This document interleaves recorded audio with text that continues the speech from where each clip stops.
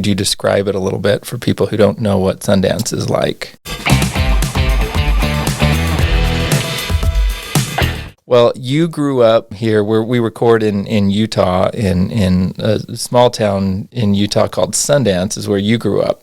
Tell me a little bit. You're on the other side of the mountain. It's kind of cool. We're right underneath Mount Timpanogos, which is where Sundance is, which is where we both grew up. And it's what raised me, and kind of formed me to become one of the best in the world at ski racing. Yeah, and you really are one of the best in the world, and maybe didn't imagine that would have happened when you were a kid skiing at Sundance. I don't know.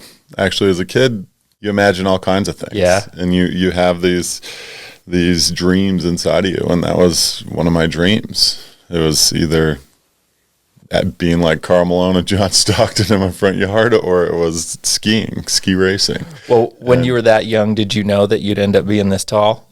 Maybe you could have been. I had no clue I'd be this tall. And growing up in the mountains, we really didn't rub shoulders with high school sport, general sport. It was all individual sport, biking and hiking and camping and exploring and skiing.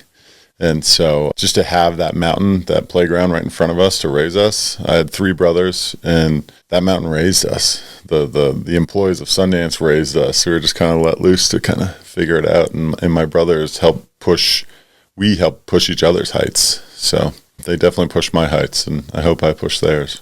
Yeah, well, and because Sundance raised me too, I'm pretty familiar with it, but could you describe it a little bit for people who don't know what Sundance is like? Sundance, so I've traveled the entire world skiing.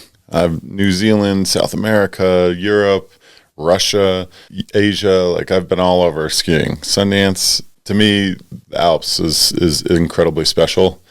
And there's some cool places in Utah, and Utah's known for their dry powder, but Sundance is just like the Alps. You're underneath these massive mountains, and it's a small little hill. It has everything you need, though. It's small yet complex, and it's very special. It's been taken care of. It hasn't been run over by the conglomerates that are skiing in America these days. It has this Americana feel. It has this touch. It's got a very settling vibe. Once you enter into the valley, you drive up Provo Canyon, and then you go up Sundance Canyon. And as you go up Sundance Canyon, it's just this tight little canyon, and all of a sudden opens up into this big bowl, and you're underneath this 12,000-foot peak, and you're just kind of encompassed.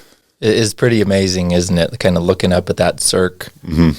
Where you think, I've traveled the world too, and you go to amazing places to see amazing things, and then I pause when I lived at Sundance as well, and then think, there are people from all over the world coming to visit my backyard. And ski. I pinch in my myself backyard. every time I just go into that valley. The opening there. I'm just like, wow, this is where I grew up.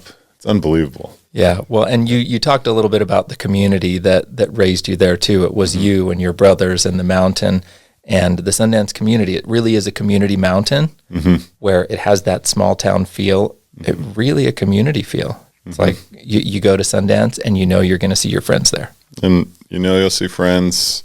If you get in trouble, somebody's there to help you. There's just these people that are there that are raising each other and supporting each other, and that's a super special thing. Is these mega resorts, you kind of get there and you feel lost and you're in a rat race, and I don't feel that there at all. Yeah, and they even let you have your dog run on the mountain with you when we were kids. Well, funny story. We named our dog after Randy because we thought Randy was so cool when we were kids. So we got this golden retriever, and my parents are like, what do we name the dog? And we all got together and we're like, we want to name him Randy. So yeah, but there's our no way dog was that named after this man. Well, anyway, the dog was faster than me on the hill. So, but I remember that dog. That dog was awesome.